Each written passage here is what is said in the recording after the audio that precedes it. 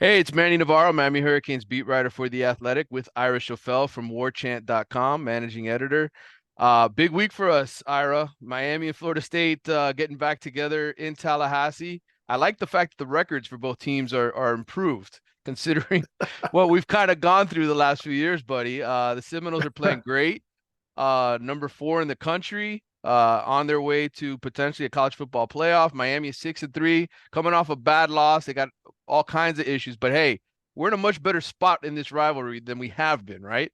Yeah, man. The last few years, it was bringing me back to those years where they got to play on Labor Day and nobody knew they weren't good. Right. And you could kind of fake it till people found out later. Oh, those teams actually were that 10-7 game really was two pretty bad football teams. You and I have watched a lot of these games over the years, and we've seen these programs go through head coaches. Me especially at Miami, it feels like it's been a never-ending revolving door. But the feeling was that Mario Cristobal was going to come in and fix things. And going into this game, he's 11-10 overall. Seminoles are heavily favored to win this game. Meanwhile, on the other sideline, I go back and I look at Mike Norvell and I think, man, when this rivalry started, things were not going well for him. They were 3-6, then 5-7. But it felt like the turning point for him really was that win against Miami in Tallahassee a couple years ago. Do you agree or disagree? It was a big one without question. I mean, again, you think back to that 2020 game down there. Oh my gosh! I mean, you Yes. you couldn't have. It felt like they were, completely different hemispheres. Miami felt like, okay, they are on their way now. De'Ara King's killing it at quarterback, and Manny's got it going on. And it felt like, okay, I don't know. That's the way it felt from the outside. I don't know if you Yeah. thought that they were, but man, that was like it could not have been less evenly matched teams. And then, like you said, Florida State wins the game the next year, kind of in a miracle fashion to some degree, Yep. to get the 4th and 14. And then they first they had a wheel route down the sideline to get in scoring position, then hit the 4th and 14 and win the game in a game that they probably didn't have any business winning. And then last year was completely the opposite, where Yep. Miami's quarterback gets hurt, he's not really available, and it's not even competitive. So it's just been a crazy last few years. This is probably, I mean, I know the point spread's like, you said 15 points, but it's probably the best footing, back to your original point, the best footing that the two teams have been on in a while. Yeah. And really it feels like for Miami, I think everybody's sort of looking at this like, okay, they got no chance into this going into this game the way Tyler Van Dyke's been playing, 5 touchdowns, 10 interceptions in his last 4 starts, no touchdowns, 5 picks ever since he basically took that huge blow at North Carolina when he threw the touchdown pass. He just doesn't look like the same dude. And so, everybody's wondering, is Tyler Van Dyke going to start? Are they going to go with the freshman Emory Williams? I spoke to someone earlier today. I think the feeling is Tyler Van Dyke. I think I saw Mike Norvell's interview. They're sort of preparing for Tyler Van Dyke as well. It only makes sense. You don't throw a true freshman on the road against the number 4 team in the country. Yeah, Corey, who I work with, we were sitting in Florida State's press conference on Monday, and he started to say, "There's no way you could play," and he was going to say the freshman, and I finished it for him, and I was like, Tyler Van Dyke. I was like, there's no way you could put him back out there again after this past Saturday. But his point was the exact opposite. Like you said, I mean, you can't ask a freshman to go play in this game. So I get that. But also, like, you also have a responsibility to the other 21 guys on the team and with the guys on the field. And then, obviously the rest of the team that, if your quarterback is constantly putting them in positions to lose, that's going to be a problem.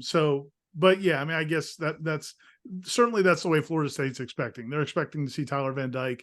I don't know, man. Is there a wildcat option? Is there somebody? I just, what I'm saying, like, because Miami, Yeah. it would be one thing if Miami was not a decent team anywhere else, but they are a decent team. They've got good running backs. They've got a good defense. They've played well at different times, and it's like, you just can't get yourself beat at quarterback. But I guess let me ask you this: you've been around Tyler Van Dyke for the last 3 years. What do you think he can spin his way out of this at this point? It's a great question, Ira. I really don't know. I've never seen him in this sort of a funk before, where you just look at him reading the field and he doesn't look comfortable, right? He doesn't look like what he's seeing on the defensive end is giving him any confidence. He's just it's kind of like a pitcher, right, who gets the yips. It's kind of the same thing right now where he's hesitating. And obviously, look, these last couple of opponents haven't been the first ones to rush 3 and drop 8 against them. He's seen these kind of defenses before, but for whatever reason, he just hasn't been able to sort of snap out of it. Like I said, since he took those big hits at North Carolina, one to the knee on a run out of bounds, and the other one while he was throwing a touchdown pass right in the ribs. He just looks like a different guy. So I hope for Miami's sake and for our sake that we get a decent football game on Saturday. So I'm hoping Tyler snaps out of it. But I think a lot of this, and I said this on my podcast this week, I think a lot of this has to go with the offensive coordinator as well. Shannon Dawson had things rolling through the first 4 games of the season. And it seems like his very simplistic air raid offense, which, by the way, doesn't really have a tight end involved whatsoever. When was the last time you would ever think that Miami's tight ends are so Hey, scarcely involved? Florida State fans are happy to hear that, buddy, because Yeah, but they spent years whining about Mickey Andrews not covering the tight ends. but that's the way it's been. And I think going into the last game, they had 9 catches combined. Cam McCormick is really a blocking tight end, a 7th-year, 8th-year guy out of Oregon who's had injuries throughout his career. He's kind of just a blocker. Riley Williams, the talented freshman, really not involved much at all in the offense. He's playing. He's just not getting any passes on his way. So to me, there's things that Shannon Dawson can do to make life easier on Tyler Van Dyke, and I don't see them making that adjustment. They didn't do it against NC State, other than play true freshman Mark Fletcher a whole lot at running back, and they gave him the ball and they let him pound it. So that's really the only wrinkle I've seen where they kind of went heavy with the big running back now that he's healthy, and just let him sort of pound away. So I'm very interested to see what the countermeasures are this week. I think Miami's receiver talent is okay. I don't think it's great. But if you can mix in the tight end, get Riley Williams to catch some balls, get Mark Fletcher, I don't know, run a halfback screen, do something different where Florida State hasn't really seen that on film yet, and maybe you catch them in a surprise. A lot of people, I mean, the old saying is fatigue makes a coward of us all. Pain also can. I mean, how much of it is do you think Tyler doesn't feel good? Like, I mean, you mentioned those hits.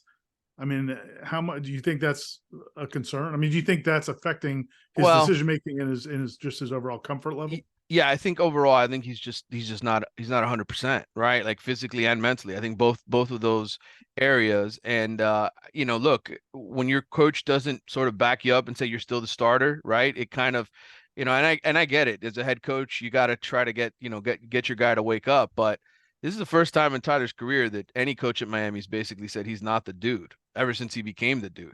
So it's interesting. I'm interested to see how he responds, to see if he responds positively to it. But again, none of that psycho stuff is going to work unless he's running something different. And I think this Miami offense has to make adjustments this week. They got to get other people involved and show something different than they have.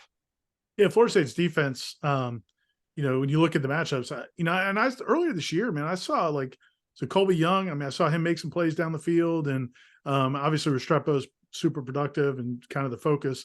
But I feel like that they've got some weapons, but to your point, I mean, it's almost like there's some predictability about it. There's not a lot of imagination, maybe. And Florida State's defense, they've been good. What they haven't done really until last week. Last week against Pittsburgh, they gave up one busted play. It kind of worked out for him. The kid ends up stripping the Pitt receivers. He's going into the end zone, so they end up not giving up points. But there's 1 or 2 busted plays in that game. For most of the season, they've done a good job of not having blown assignments, not giving up free passes, and kind of keeping things in front of them, rallying to the football. They do a pretty good job of not giving up a 50-yard run. They'll keep even if a running back gets a hole, maybe they'll keep it to 12 or 10, 15 yards. So from that standpoint, I don't feel like Florida State's defense is going to beat themselves. Has Miami I was wondering, has Miami had success against a defense that played well, and didn't give them anything? Well, I mean, I guess, when he was playing better, I'm sure. Yeah, I mean, against Texas A&M earlier in the year, and Texas A&M, their strength pretty much all season has been what they've done on defense, right? You go back to that game to win when they were throwing the ball down the field. Tyler had 5 touchdown passes. There's a whole lot of man coverage, a whole lot of bringing pressure and beating, throwing the ball to guys in one-on-one situations, and Miami's receivers making plays. But again, I feel like whatever Shannon Dawson brought with him after game 4, it seems like everybody's figured it out. Georgia Tech figured it out. Tyler had 3 picks in that game. The following week against Clemson with Emory Williams it was a different game plan. They were basically After the North Carolina loss, they were basically running the ball with Emory. And then the last 2 weeks, I mean, even Virginia, it was very similar, just sort of drop back. Don't let their receivers, don't let, Xavier Restrepo, don't let Colby Young beat you down the field. Keep everything in front, and Tyler's going to make mistakes in with zone coverage. So So again, is he forcing things, or are people jumping stuff, I think there's times when he's forced things. The interception at NC State in the first half, just a bad read. If he throws the ball to the back pylon instead of, in where he thought maybe his receiver was cutting, that's probably a touchdown and not an interception. And then the other two, I think, were just, desperation, force, like, hey, we're trying to get things down the field. We're trying to make something happen. There's been guys underneath that have been open. He could check the ball down. The problem is his tight ends are just not reliable either. They've dropped balls for him.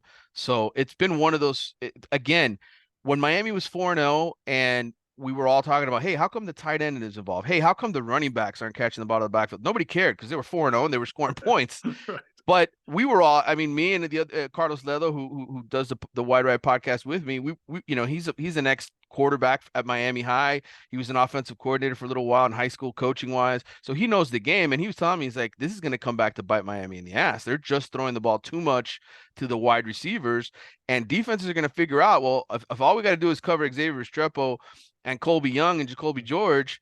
We don't need to worry about, what the running backs and tight ends do because they're just not involved at all. So it seems, again, I don't want to put it all on Shannon Dawson, but certainly I think, you can't just sit here and point the finger at Tyler Van Dyke and say, well, he's to blame. He's the guy throwing the ball. I think part of this is the way you approach a game, the way you game plan. What is it that you're practicing all week? Tyler did miss a week or two of practice because he was banged up and recovering. I know the Virginia week, I don't think he practiced at all. And then this past week, there was, he was back out there with a brace and the whole thing, but banged up. And when you're not getting all your reps and you're struggling, you're throwing interceptions, it's not a good recipe for you.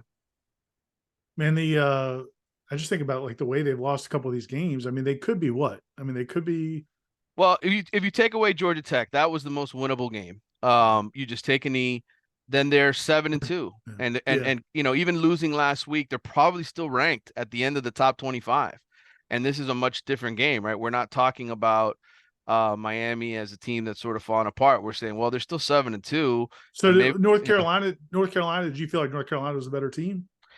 in the second half, they certainly were. I think, when you go back and you look at that first half, Miami had opportunities. They sacked Drake May in the end zone, forced the ball out, just couldn't come up with the fumble. If Ruben Bain happens to pounce on that ball instead of it skirting away from him, then maybe Miami wins that game.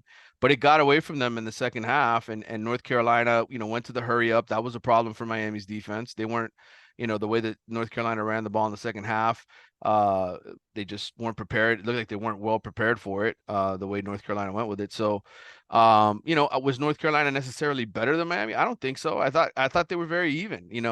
Drake May was probably the difference in that game. He just did a better job in the second half than Tyler did. But at that point, Tyler had already been hit really, really hard in the ribs. He'd already taken a helmet to the knee, and that was sort of the beginning of his struggles in my mind. So they should probably be 7-2. NC State ultimately, you got to give them their due. They did what they had to do on defense to win that game. So, but yeah, I mean, they could very well be 8-1 or 7-2 right now, and probably should be. Yeah, and that's what's crazy to me is if there's a feeling, I don't know how it is in Miami, but Mm-hmm. it feels like there's a feeling around this game, especially look at the point spread that like, okay, well, Florida State's clearly so much better than Miami in the quarterback position for sure. Jordan, Yeah. I think Jordan's got 2 picks all year, and Yeah, I was looking at the turn difference. Yeah. I lined the teams up in a bunch of statistical categories here for us to talk about, but you go over to turnovers lost. Miami's has 19 for the season. They're 124th. FSU's only turned it over 5 times. They're tied for third in the country. So that might explain some differences. Yeah, absolutely. They've been sloppy, and really, it's been interception. I mean, Miami's fumbled the ball a couple of times as well, but it's the errant throws, it's the bad decisions. Yeah, that's crazy. I mean, Yeah. that's It's a huge number, right? Yeah, I got a bunch of them I could share with you here, but that's certainly one that sticks out like a sore thumb. One thing I want to ask you before we kind yeah. of start breaking the game down maybe a little more is what's the latest with Keon Coleman and Johnny Wilson, who both obviously didn't play against Pitt. I'd heard they'd come back to practice. I know you asked Mike Norvell today. I heard your voice in the video. Didn't seem to be wanting to give away any info there. Yeah, I can't tell you anything, Manny.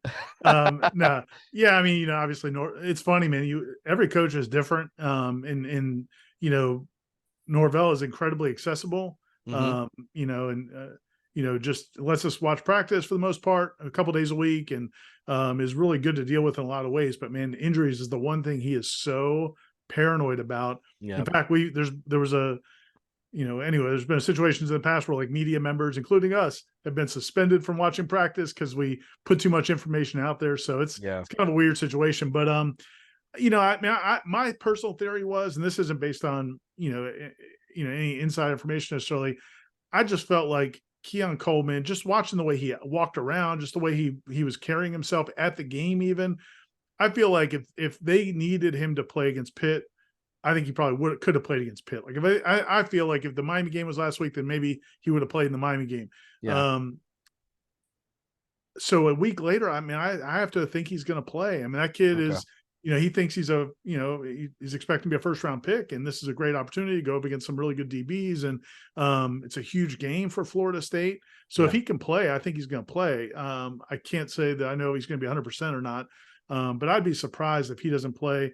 And then Johnny Wilson has practiced some this week. And Mike Norvell's talked a little bit more freely about him. He was hurt a couple weeks earlier. And so, my guess is that, if I was Miami, just like Florida State's expecting to see Tyler Van Dyke, if I'm Miami, I'm expecting to see both of those guys. Yeah. Now it may not happen, if you're coming back from an injury and you come back out of practice one day and it swells up, something swells up or something doesn't feel right, that could change. But the fact that, and the other thing was like, it didn't even feel like last week that, I don't know. It didn't, to me, it didn't even feel like they knew for sure they wouldn't even have those guys last week. Right. So I felt like that was kind of more like, Pitt's not going to score more than 14 points against us. So maybe like get these guys healthy. That was my perception. Yeah. But we'll obviously we'll know for sure on Saturday. Yeah. And that's, for Miami on the flip side of it, just so you know, and your readers and subscribers know, Miami lost two of their starting cornerbacks against NC State to injuries in those games. Daryl Porter Jr., who I think has played pretty well for Miami all season long, and Jaden Davis, the transfer from Oklahoma, who's also, I think, put up some pretty good numbers, according to Pro Football Focus. Both of those guys left with injuries. And so you had Damari and Devontae Brown, the Brown brothers, whose father, of course, played at Miami. They came in, and obviously I thought Miami's defense still played well. They only gave up 20 points in that game. But I'm very interested to see what happens against Wilson and Coleman, who are obviously two of the best in the country, hands down. I mean, I watched those guys in person against LSU. I've watched Florida State games this year.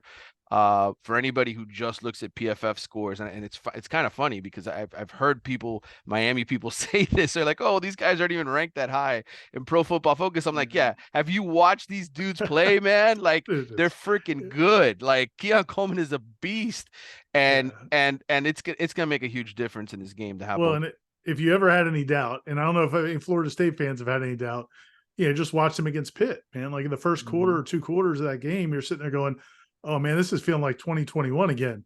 It's this offense. Give Mike Norvell a ton of credit. I think he's an excellent play caller. I think he's Yeah, got a very good offense. I think it's a modern offense, especially after we watched from Jimbo for all those years. But man, it's a whole lot different if you don't have 6'7" out here and 6'4" over here. And so yeah, I mean it's an enormous difference. And and if those two guys don't play, there's a lot of games, there's a lot of teams that they could lose to. If those two yeah. guys do play, there's not a lot of teams I think that can stop that offense. Yeah, no, I agree with you wholeheartedly, and that was my biggest takeaway from watching FSU beat LSU in person in Orlando. That was my column. I wrote that Keon Coleman essentially makes them a different team, makes them a legitimate national title contender. just because of what he can do in terms of opening up the offense. And so for the Miami fans who are thinking maybe I should take Miami. Everybody's picking FSU to win this game. Maybe this is one of those years.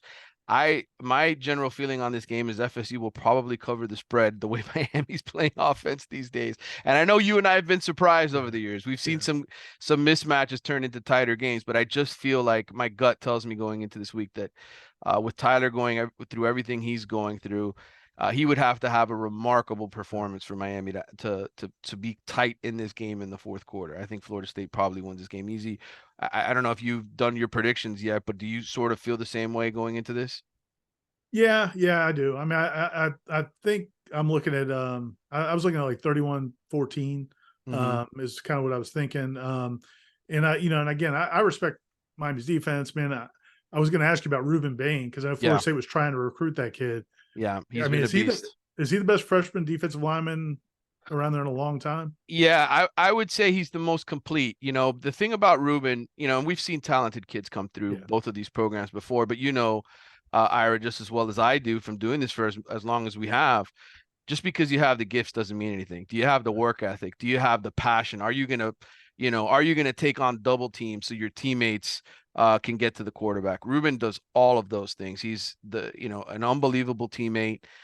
He doesn't care if he gets the credit for a sack. He just wants to dominate. He wants his team to dominate. And so that's what you saw happen last week against NC State. He started seeing double teams, but then that freed up other guys on Miami's defensive line to go make plays. So he is without question one of the best freshmen I've seen at Miami in a long time. He's a complete player. Some people were kind of knocking him a little bit because of his size as well. He's only 6'2", 6'3", 275. That's why he's not a five-star. I remember people saying that, and I'm like, dude, have you watched this guy dominate at the high school? I mean, Miami Central played an unbelievably tough schedule every single year, and that dude was putting up ridiculous sack numbers and tackles for loss numbers. And you just watch the guy play, and you're like, he is it. Like he is that guy. And so to me, yes. Now, is he going to do that against Florida State? I don't necessarily think so. This is a much better offensive line. He does face a very similar talented offensive line in practice every single day. So, but I think, Miami's going to need some other guys in this game to step up. Jaden Wayne, another freshman that they got, has played some. He's another guy that they're really, really high on. It's an edge rusher, another freshman that's really, really good. The guy I think who's been sort of a pleasant surprise to me for Miami has been Branson Dean, the kid that they got from Purdue, one of their transfers. He got nicked up for a little bit, missed some time, but whenever he goes in, Branson Dean seems to make a play. He's a 5th or 6th year guy. Obviously, Florida State has a bunch of older guys as well on the defensive line. You know the value in that, watching that position. So Miami's going to do a good job. The one thing I will say, and I wanted to kind of make this more of a big picture conversation at some point too, and we can go back and forth yeah, between the game and everything. But the one thing I will tell FSU fans about Miami, when we look back at this Miami season, whether it ends 6-6 or 7-5 or 8-4, however it ends, I think two things we're going to come away with. Number one, I think the defense, I think the hire of Lance Guidry was huge for Miami. I think he is the perfect fit for the type of player Miami recruits. I think you're going to be really impressed with the kind of game he calls. I don't ever see, whenever Miami has a bad quarter or they're struggling a little bit, the dude makes adjustments immediately and he gets the job done. I think his scheme is the perfect fit for this defense, which is why we've seen real improvement. The other thing I would say, we're going to come away with probably is feeling like, okay, in the arms race, when you need to find a quarterback, that's a position that Miami, even with Emory Williams, even with Jakari Brown and Tyler Van Dyke, like I think most of us are going to look at this saying Mario needs to get a quarterback either through the portal, either through recruiting, because Jordan Travis, you think about him and his path, right? And he wasn't the starter right away when he got to Florida State. It took him a little while to get there, but yet he's turned into everything Mike Norvell wants. And I think, for Miami, we're at the end of the season, we're going to say, man, maybe Tyler Van Dyke just isn't a fit for the kind of offense Mario wants to run. Maybe you need more of a mobile quarterback, a guy like Travis who can make plays with his legs and at least provide a real threat in that regard. And so yeah. I'm just looking, big picture. That's what I'm sort of coming away with. I want to ask you sort of the same question, but sort of a big picture question for FSU, which is, obviously this is tremendous job by Mike Norvell, and I want to get your thoughts on how how it all sort of came together for the Miami fans who are sitting here in dismay, thinking, "Man, we could be 11-11 with Mario after this game." But I wanted to ask you sort of a big picture, which is after this season, whether Florida State wins a national championship or not, they've certainly gone the transfer path and it's worked for them and it's been good for them. They've also recruited well with this next class. How confident are you that this is going to be sustainable in 2024? Or is there going to be a drop off in your mind? And if so, what are sort of the things that are going to need to be addressed for the Seminoles? Yeah, man, I think that's the question in the back of a lot of Florida State fans' minds, but everybody's just trying to suppress it Yeah. until you get to that point. Because it's like, because early in the year, midway through the year, people started having that conversation. And anytime anybody brought it up to me, I'm like, man, just shut up. Just don't worry about that, because enjoy this. I mean, Yes. after you've been through what you've been through, worry about that tomorrow. Yep. It's like you take a trip to Disney World with the family and you're having a good time. It's like, hey, don't we have this bill come? Just let's worry about that. Just That'll worry be about the there when bill we when get. it comes. Yeah. Yeah. And so I mean, I just think that that's where Florida State is. But yeah, I mean, quarterback's such a big deal. And I know you were talking about quarterback before this question, but I think a lot of that goes together. Mike Norvell, one of the smartest things he did, and it was probably the biggest gamble he could have taken, was going into last year, going into the 2022 season. Everybody wanted him to go get a quarterback. Like, even though Jordan had shown some signs late in the 2021 season, got the win against Miami, showed some progress. Florida State fans, man, if you had taken a poll, I bet 80 to 90% wanted them to go get a quarterback out of the portal. They didn't feel like Jordan could stay healthy. They weren't sure he'd ever be the passer that they wanted him to be. And Mike Norvell knew that if he went out 1 year after going to get Mackenzie Milton, if he had gone out again and gotten another transfer quarterback, Jordan Travis will be somewhere else right now. Like, there's no way he would have stayed in Tallahassee, in my opinion. He's never said that. But I think Mike Norvell looked at it and said, you know what, if we can keep developing this guy, and if we can keep him healthy, which means probably running him a lot less, which they have run him a lot less these last two seasons. It's been more when out of need than just doing it. Then we might have something special here. And it's hard to get a quarterback. It's hard to get a really good quarterback. And so, man, it paid off. I mean, it couldn't. I mean, we all know it paid off, but it was a gamble at the time. And so I think that was a big thing. And I think they did a great job at the end of last season of keeping guys who could have gone elsewhere. They lost, they probably lost 10 to 12 guys to the portal, but most of them were not key players. There was only one or two key players. But the key players, they got to stay through, NIL opportunities and things like that, where you were able to keep Jordan Travis, Jared Verse, Trey Benson, Johnny Wilson, a bunch of other guys down the line. I mean, you know how it is now, man. They have guys on this team that redshirted last year that had NIL offers to go to other schools. And they were able to keep all, that Battle's End, their big NIL group, was able to keep a lot of those guys here. That was a big thing.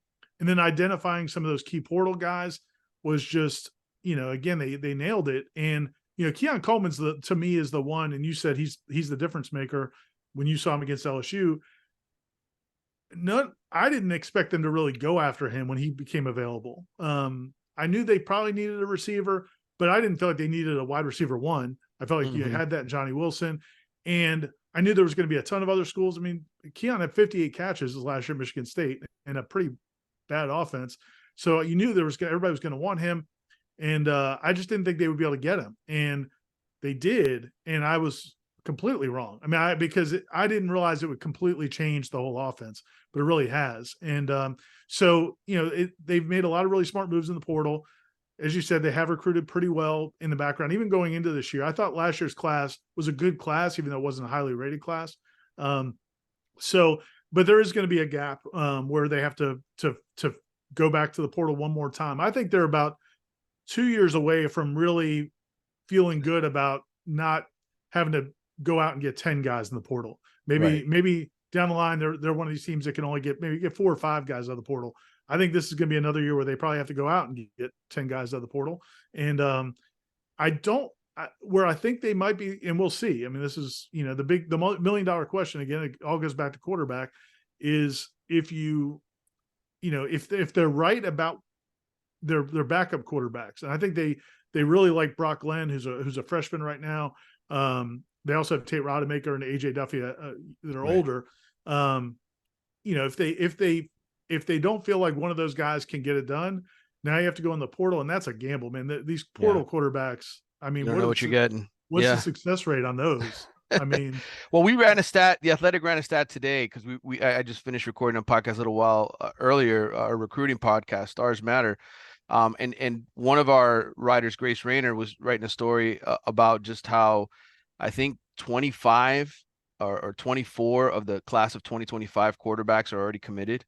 And how guys are the process is just speeding up more and more. But there was a stat in her story that I think still sort of tells the story, Ira, which is 57%. Max Olson put this stat in there. 57% of the starters at the FBS level this past season were transfers. So you can recruit guys, but ultimately nobody's waiting around anymore, dude. right. Like, and so I think, you look at some of the other teams in college football, right, that are having success. I'm gonna go through the list. I have a list here of 11, the 11 best teams, one loss or in the unbeaten. Right. I guess Georgia has their own guy, Michigan has their own guy, McCarthy. Ohio State has their own guy, McLeod. FSU has a transfer. Washington has a transfer, right? Yeah. Oregon has a transfer. Texas technically has a transfer because Quinn Ewers was at Ohio State. Alabama has a homegrown guy. So that's 4-4. Penn State has a homegrown guy. Ole Miss, Jackson Dart, I think, is a transfer. Is he not? I think so. I believe so.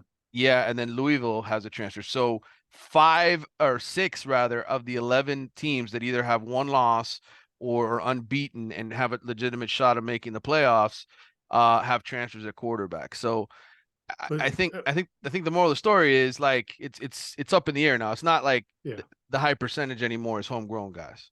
Yeah, I mean, I think you can't, I think Dabo is completely wrong to take his approach, but I Mm-hmm. also think it's hard to go the other way. I mean, like, Deion's finding out of Colorado. I mean, building, Yeah. getting a whole team out of the portal isn't probably going to be as successful as you hope it's going to be, even no matter how it looked 3 or 4 weeks into the season. But Yeah. yeah, so I think they're going to go back into the portal. A real key is going to be there are some really good players on this team again that I think some people are assuming are going to go.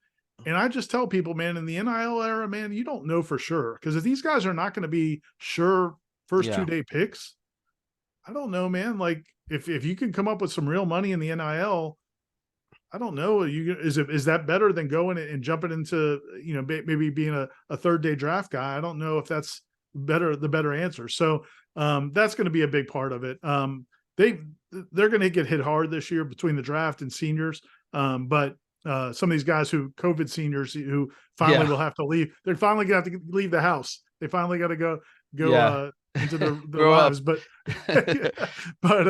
but yeah, but I think if they play their cards right, and they've done so pretty well so far, I don't think they're going to fall off a cliff by any stretch. No, I don't either. I would expect maybe they're not a championship team, Right. but they could very much be a playoff team or a team that reaches the ACC championship, I was something going to like that. say in this ACC, I mean, Yeah. yeah, man. I mean, if they're right on their quarterbacks, if you got a pretty good quarterback, I think there's a good chance you'll be in the running. Yeah, and it's going to be interesting what Mario does. I mean, there's been rumors out there they're going to go out and try to bring Michael Pratt home. He's the Miami area guy. He's played at Tulane. That maybe he's the guy that they sort of identify in the portal and more of a more mobile quarterback who could throw and make plays with his legs. Maybe that's the better fit. I know from watching Oregon, everybody talks about Justin Herbert and how Mario sort of was able to just take him in. And didn't necessarily do a lot with him, but he did win a Pac-12 championship. He did go to the Rose Bowl. He had some success there. And I think and I didn't mention this earlier, but I think another huge key for Miami has been the offensive line, just rebuilding that. I know it was a huge focus for Norvell, and you and I agree, Ira. Like if Miami and Florida State are ever going to win national championships again, it really does start up front on both sides of the ball, because that's what Alabama, Ohio State, like all of these teams have that. That's just, and I think Mario's really good at it, and Norvell, as we've come to learn, is really good at it too. Yeah, and I think Alex Atkins, the offensive line Yeah, coach he's for been Florida State, huge. does a good job too, and he's a really good recruiter. That's kind of the big question now for Florida State when it comes to the offensive line is he's signed some really pretty highly regarded guys. Julian Armella from South Florida. Yeah. He's signed several pretty 4-star offensive linemen, borderline 5-star the last couple of years. And because they've been, I think this year you might have seen some of those guys. But Mhm. again, I think when Florida State went to the offseason, the same way they went and got Keon Coleman, I think they didn't have a huge need at offensive line, but they said this could be a special year. We only have Jordan Travis for one more season. Let's do whatever we can do. So they went out and got 3 more offensive line transfers to kind of bolster that group. Yeah. But when you talk about this game, you know, and I know we're talking big picture, but in this game, like it's a little bit of a concern for some Florida State fans because it's a solid offensive line, but man, Clemson wore them out. Mhm. You know, Clemson's defensive ends, man, I mean, they couldn't block, you know, one of those guys. Xavier Thomas or Xavier Thomas, man. He was, Mhm. I mean, it was Jeremiah Byers, their offensive tackle. He's probably still having nightmares because that kid just Yeah. blew him off the edge every time. So this isn't a great offensive line. It's a very experienced offensive line. They're competitive. They're not going to have huge busts where Jordan's running for his life, but going up against elite talent, and I think there's probably some elite talent on that Miami defensive line. That's an area that I think Florida State may have to scheme around a little bit to kind of help those guys out. But Yeah. I was going to ask you about big picture with Miami though, like Yeah. with Mario, you know, last year was, you know, obviously such a disappointment. And you and I talked about during the summer that he couldn't believe kind of the state of the program and kind of the guys that were in that locker room. And man, he cleared house, right? Yeah. 41 new faces. Yeah. Yeah, so he made some changes there. And this year, you know, obviously you just see it looks different. Like they're Mhm. much more competitive together. Even after the Georgia Tech loss, they came back and they've been competitive. Is there a patience? You know, like I guess that's my thing when I look at Yeah. Florida and I look at Miami and I see some of the frustrations, you know, and that's how fan bases are everywhere. And Florida State fans were the same way in the first 2 years at Norvell.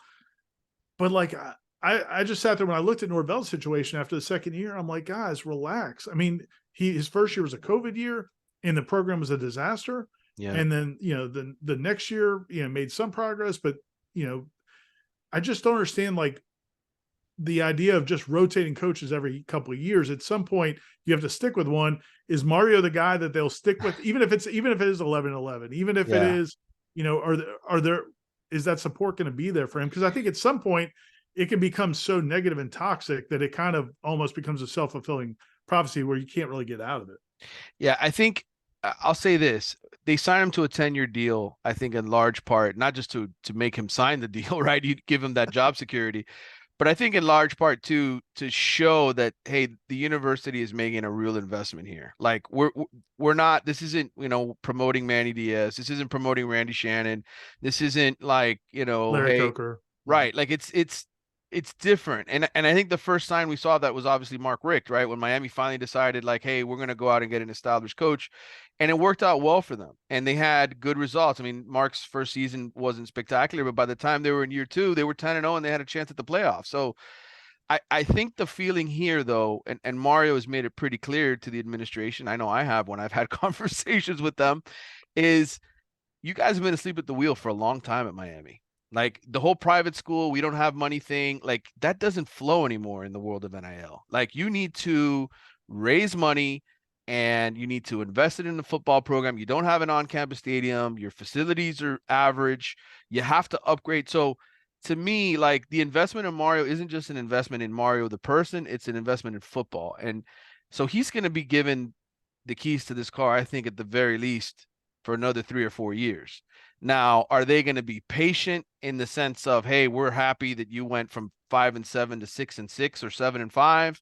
Probably not. I think most people in the administration expect at least 8 wins. That's basically what I was told prior to the year. We can probably win 8 games with the roster that we have this year. And so but they will hold his feet to the fire in some capacity. I think at the end of this year, they're going to say, hey, you know, take the knee against Georgia Tech next time, you know, like make some smarter decisions out there. Why aren't we recruiting better at the quarterback position, etc.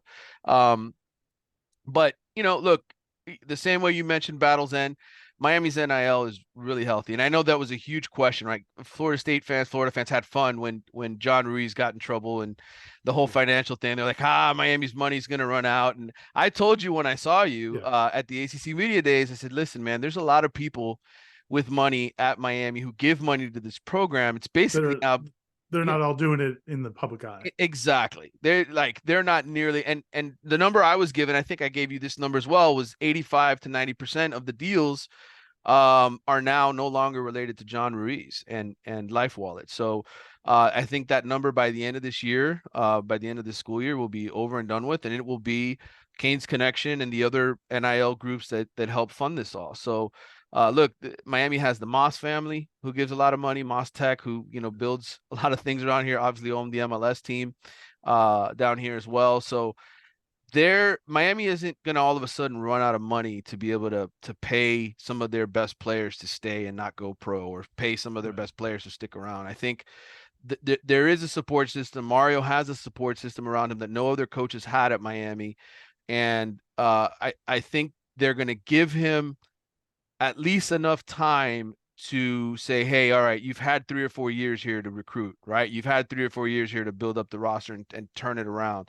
If he starts, if in 2025, you and I are having a conversation about Miami not taking a knee against Virginia and blowing it, or you know what I'm saying? Like if that's one of those, if we're still having that conversation, then I'd be worried if I'm Mario Cristobal. But I really think he's going to get the benefit of the doubt. And I think eventually you keep recruiting the way he recruits.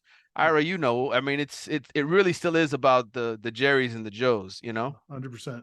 Yeah, and I heard was it Mike on Levitard's show saying that he said I think it was after the Georgia Tech game. He's like, look, man, Mario's probably going to have some of those moments on game day. Like we knew that going in. Butch Davis, think about how many bad decisions Butch made over the years. Hey, Coach Bowden. I mean, we've got to say it quietly, but I mean, some of those games that they lost that came down to a kick or shouldn't have, right? Because of time management or other decisions. So yeah, you take the good with the bad. But I guess if you were talking to somebody, and I know one of the many reasons I respect you is you call it like you see it. You don't take all day in punches. I know you've been critical of some of the things that have happened there even this season, but do you feel like, man, they're going to at least have talent? They're going to at least be within the next year or two. Yeah, I listen. That's why I brought up Lance Guidry in the offensive line. Like to me, those are two staples. Those are two things that I think carry over for years now, for the next few years, and then you really start to see it elevate the rest of the program. To me, the big question I have is quarterback. What is he going to do there? And maybe is Shannon Dawson the right offensive coordinator? I don't know. I want to see what happens here over the next 3 games. What are his counter punches to teams rushing 3 and dropping 8? Is he going to have a counter punch? Is he going to get the tight ends involved? Like all those things I think matter. But I think as long as Mario has at least one of his coordinators, because you've seen it over the years, Ira, like Mickey Andrews with Bobby, right? Like they had different coordinators over the year on offense, but Andrews was there with him. You look at Dabo, right, with Brent Venables. Like you kind of have to have a co-partner. You look at Virginia Tech, right, with Bud Foster all those years. Like if you have at least one coordinator who you think is like just he's a fabric of the program, then you could shuffle guys at other coaching spots and just make it work. I think right now I look at the big steps and I say, yep, I like offensive line. Love what they're doing there. I love what they're doing on the defensive side. But Mario probably has one more important hire and at least probably a few quarterbacks to go out and get. Right. Yeah. Going into this game though, like and I don't know if you want to talk more big picture. Or do you want to? Well, just however you want to take it. Go ahead. Yeah. Well, I mean, I just think, again, this game, like one guy I was going to ask you about actually was Nigella Kelly. What happened? Is he banged up? He got hurt. He's out for the season. He got lost in the North Carolina game. Yeah, they lost 2 of their best defensive ends. Akeem Mesidor got banged up in the 2nd or 3rd game of the year. Hasn't played since. He's out for the year as well. So, yeah, Miami's defensive line should actually be deeper and better than it is right now because Nigel and Akeem are 2 of their best guys.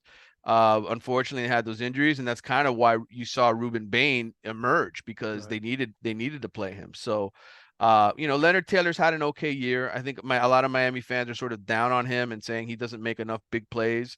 But the former 5-star guy, you're always going to have those high expectations for you. I think he's been solid. I don't know if he'll go pro after this year. I know some people have had him in mock drafts, etc. But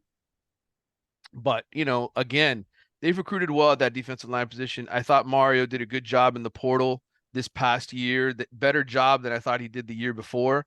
Getting some pieces that mattered. The offensive line, Matt Lee and Javian Cohen, both of those guys actually still have eligibility, so they can technically come back. I don't know how many centers, go pro early. Matt Lee and those guys. Javian Cohen at left guard, like, yes, he came from Alabama and the whole nine, but maybe he gets a really good NIL deal again, and both of those guys come back, and so you've got all five starters back on the offensive line. That would be a really, really big coup for them. and So could make them attractive for a quarterback, possibly. absolutely, yeah. I would say, I look at it. If they're able to get the receivers, some of the commits that they got Nye Carr, who's one of the top receivers in the country that they kind of got from Georgia. Chance Robinson, I know he's visiting Ohio State this weekend. He's a solid, St. Thomas Aquinas kid. They need more big play receivers, and hopefully Riley Williams takes the next step for them at tight end. Elijah Royal, unfortunately, has been banged up for them all season long, coming off the ACL. He came back, he got somebody rolled up on him at tight end, and so they've just been banged up there and not playing well. So those are the kind of things I look at and I say, well, you address it in the transfer portal, you address it in recruiting, and hopefully next year it's better, right? Right. But big picture wise, I think they're pretty good. They're in pretty good shape. Yeah. Do you in terms of, I guess, offensively, when you look at, and again, I know it's hard to know because we don't know what they're going to do at quarterback. But when you look at, you've watched Florida State some, is there anything Yeah. you look at where, okay, Miami might want to attack them in this way? Is there anything you think Miami needs to do or can do against Florida State's defense? Well, one stat that blew me away, I didn't realize this until I looked at it when I started comparing the teams, is Florida State's only given up 4 touchdown passes all season. And they've got 6 interceptions, which that's a pretty good ratio, dude. Like, you're playing some pretty good pass defense when that's the case. And I think in terms of like passing efficiency defense, I'm looking at the numbers here. I'm calling it up on my screen. They're only giving up 6.3 yards per pass. Opponent QBR, they're 4th. I mean, those are some pretty good numbers for that secondary. And really, if we're being honest, it's not like Jared Verse has exploded this year either, right? Like, he Right. hasn't put up any huge numbers. So it's not because the pass rush is playing great. So I think for me in this game, the only way Miami keeps this close is they don't turn the ball over, which is something that clearly I told you earlier, 19 turnovers on the year. They don't turn the ball over, and they keep producing turnovers. The defense has actually been pretty good at that. Miami's forced 15 turnovers this year, which is tied for 31st. FSU, I think, produced only 12. So that is the number one thing. Don't turn it over, even if you're kicking field goals. If your defense is playing solid, holds FSU under 30 points, maybe you have a chance. Maybe you have a chance in the fourth quarter in this game if Tyler Van Dyke figures it out. But I would say the key is do not turn the ball over. That has completely devastated this team in every single one of their losses. Yeah, and it's funny, like if you look at those numbers, and I agree with you. I mean, I think Florida State's pass defense has been good, to very good. I think there are times, again, that I think Adam Fuller's more of a kind of let you throw things underneath sometimes. He's not necessarily they'll play a lot of man, but it's not like they'll keep safeties back a lot. They're not going to let you beat them over the top too often. So I think there are some Florida State fans, again, especially the FSU fans who grew up with Mickey Andrews, Yeah. who want to, man, they just want to pound the quarterback, pick off passes, and, Right. and just, and it's press man every play. I don't, so there's always that standard that people are kind of holding them to. I'm sure like Miami fans think back to their defenses too, but no, I think they have been solid, and they haven't given up a lot of big plays. And they're, again, I think one thing that's been really good about them is they're very sure tackling. I mean, they do a good job of rallying to the ball and not giving up a ton of yards after contact. Well, let me ask you this. How much do they still run the counter over there? Because that gave Miami nightmares last year. Not as much as last year. So what happened is apparently they did such a good job of that last year that I really think teams have focused on not letting them do that this year. Okay. So they'll still run it, but they haven't been as successful with it. And some teams have blown it up. Right. Whether that's, crashing from the backside or, there's just bringing, an extra defender. There's just teams have really done a good job of kind of taking that away a little bit. So Florida State's they've gone to a lot more than I've seen in the past. A little zone running, Hmm. just inside zone, even outside zone, Yeah. just to counter what other teams are doing against them.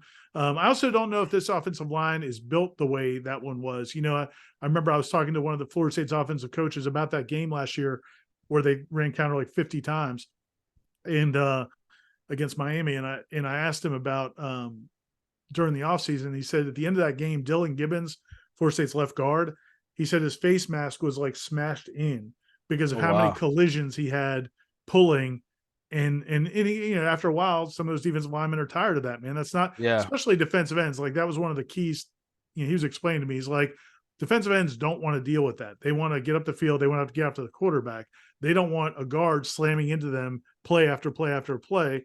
And I think that's what happened in that game. Is I think Miami's defensive line was kind of like, okay, this isn't really fun, Yeah. and we don't have a quarterback, and they just kind of start clearing those running lanes, and Trey Benson's is going off. So so it's not as huge a part of their offense this year. Part of it's by what teams are doing. Part of it's I don't think they have that same personnel. Right. They don't have that kind of smash mouth guy. I think Dylan Gibbons wasn't the best offensive lineman in the world, or he'd be in the NFL. He's not, but he Hmm. was willing to just put his body on the line on all those plays.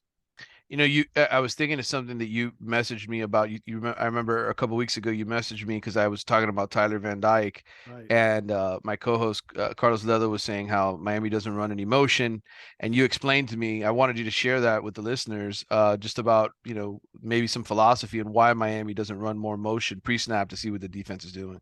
Yeah, I don't know if it's true or not in that case. I just know Hmm. that talking to Coach Henshaw, who does some articles for us on our site, George Henshaw Yeah. was an assistant coach in the NFL for a long time. Was on Coach Bowden's staff at one point also, and he said that when he was with the Broncos, John Elway didn't like motion. Yeah.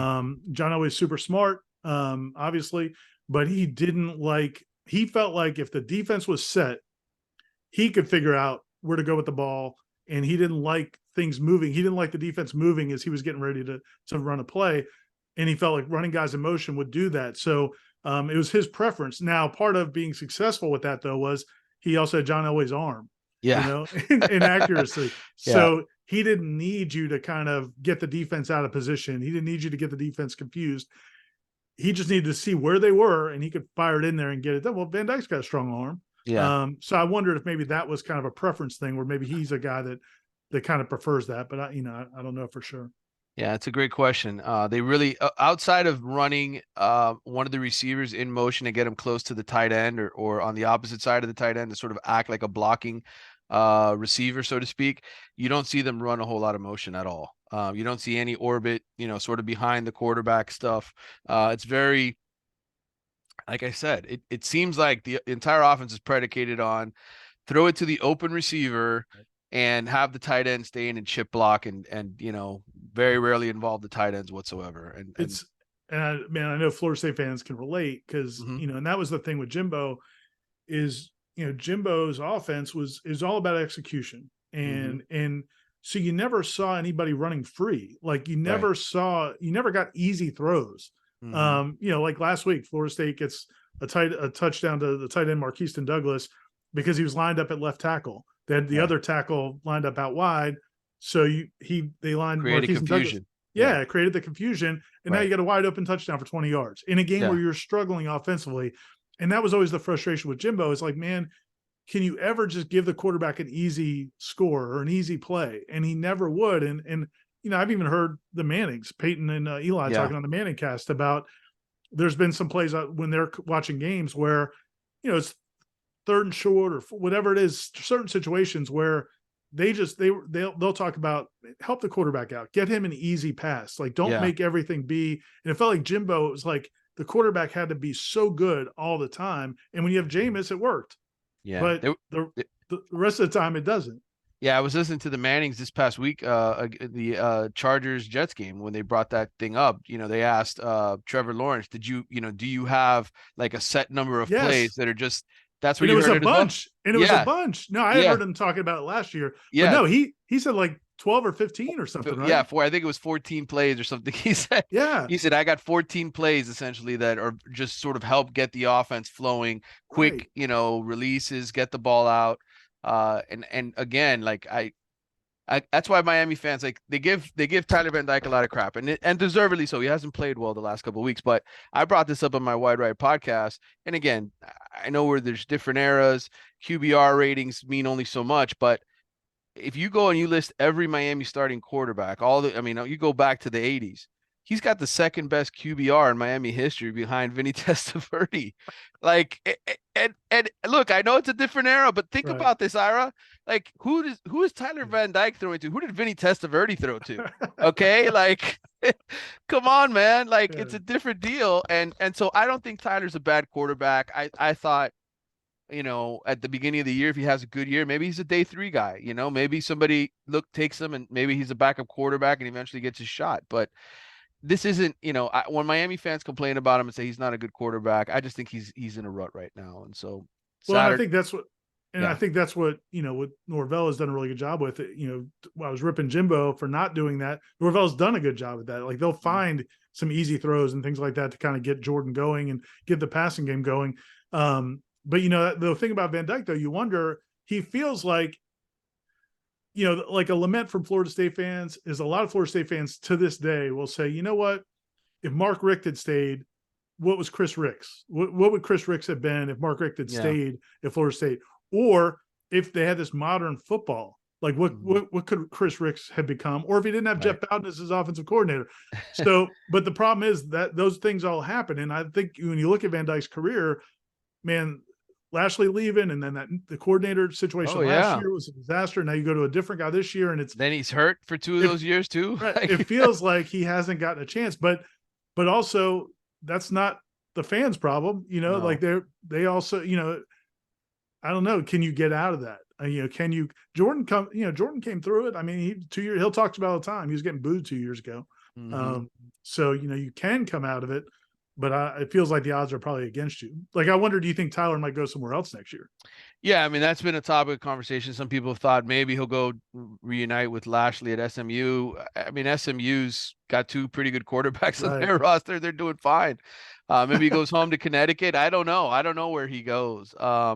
But that's why I'm saying, like, to me, we do the wrap up of Miami at the end of this year. We're going to be talking what happens at quarterback. We're talking about better offensive line and a better defense. And 2 out of 3 ain't bad in year 2. If he could have hit on all 3, then maybe Miami is 8-1 going into this game, and we have a very high national profile game that we're covering on Saturday. It just didn't work out that way. So, yeah, I mean, from my standpoint, it's been interesting to hear you talk about it because a lot of us wonder what's going to happen with Billy Napier, what's going to happen with Mario. Yeah. To me, from what you're saying, Florida State fans need to get used to the idea of Mario Cristobal being there for a while until it just doesn't work.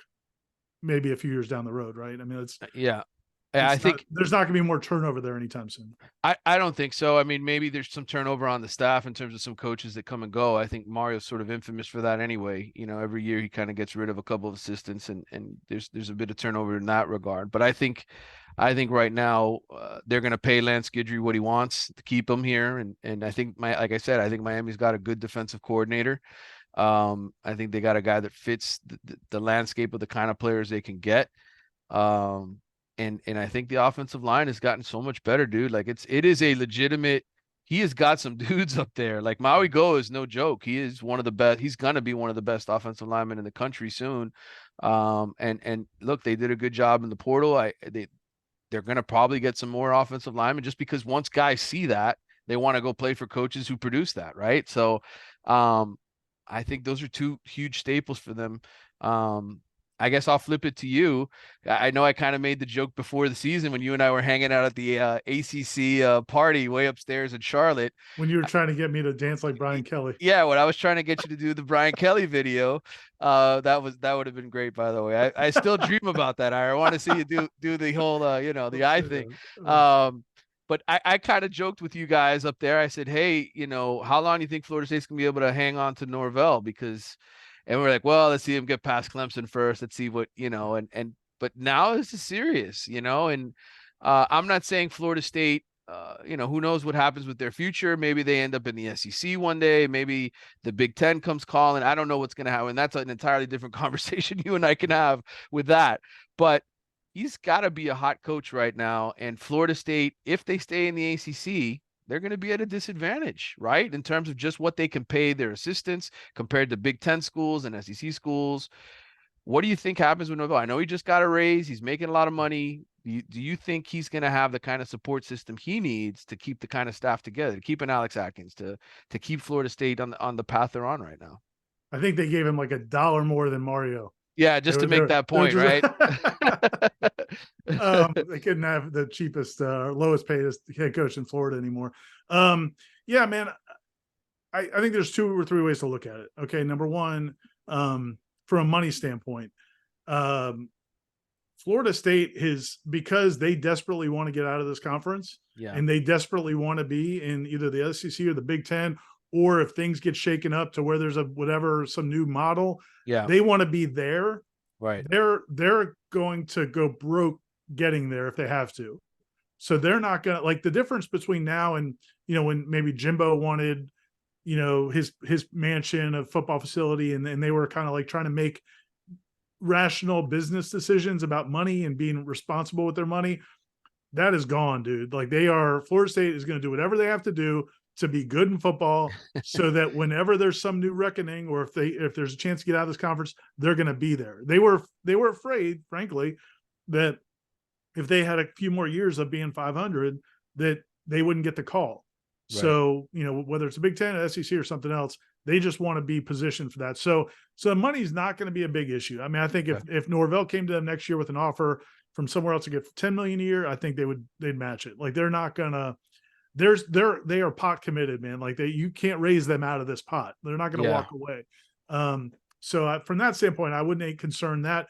The other side of it, though, is, he's got his own visions, and what he yeah, wants to do, and what his opportunities are. So, my impression from him, from 2 things. One is, I think he does have a passion for Florida State and what Coach Bowden built here.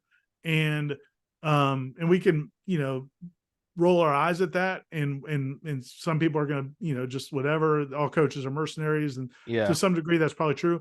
But I never thought Jimbo Fisher was tied to Florida State. yeah, Jimbo, if he could have left, he wanted to go to LSU the 2 years before he went to Texas A&M. So right. both of those years he would have left. Norvell, I think, is different. So as long as they're committed to him and giving him everything he wants, I think he appreciates the fact that Florida State has some unique qualities. There's some things going for Florida State, being in the Sunshine State, being in a city with FAMU. There's a lot of good reasons to want to be in the state capital. There's a lot of good reasons that this is a good job that I don't think some coaches appreciate. Jimbo, I don't think appreciate it, but I think Norvell does. Having said that, though, yeah, man, there's probably a couple of jobs in college football that any coach would be thrilled. I mean, LSU to me is always the job. I understood why Jimbo Yeah, wanted that job, because you own that state yeah, and you get, it's an incredible talent, and you get it all. Like, if there's a kid in that state that you want, you're getting that kid. They're not letting that kid leave. So there's a couple of jobs out there like that, that I could see, down the road, maybe they would come after him.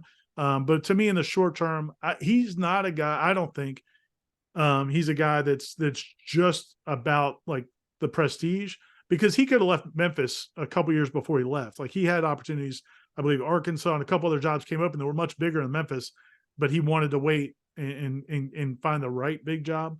So I don't think that's a big issue. As far as assistant coaches go, I don't think they're going to lose them because of money. They're paying Alex Atkins really well. Adam Fuller is getting paid really well.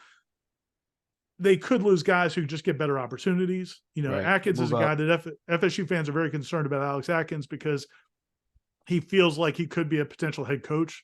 Yeah, And he also had NFL teams looking at him last year for an offensive line coach. So, he's upwardly mobile. And it may not even be about salary. It may just be, he needs to go do a new thing. But otherwise, man, I don't think money's going to be the issue. So I think they could be pretty locked in here, unless something happens and they can't keep committing to football. right. Then, yeah, man, Norvell's going to look out for himself. Yeah. It's going to be interesting. And now that we go to the 12-team playoff, I mean, if you think about it, I mean, and the ACC does this different revenue sharing system where you're rewarded for postseason. I mean, FSU's in a really good position to still make a lot of money, even if it's not SEC or Big Ten money. It's more than everybody else in the ACC. And if the ACC is winnable every single year, an automatic, trip to the playoff, why would they not want that, right? Dude, that's the thing that I've always be careful what you wish for. I mean, I get it, man. Yeah. The money is so big now. Like 10 years ago when Florida State fans were all ranting, they wanted to get to the Big 12. They want to get out of the ACC. The Big 12's paying more, whatever. I just, or if the dream was to get in the SEC, it's like, yeah, man, like let's see how much Oklahoma and Texas like that. I mean, Yeah. you can't.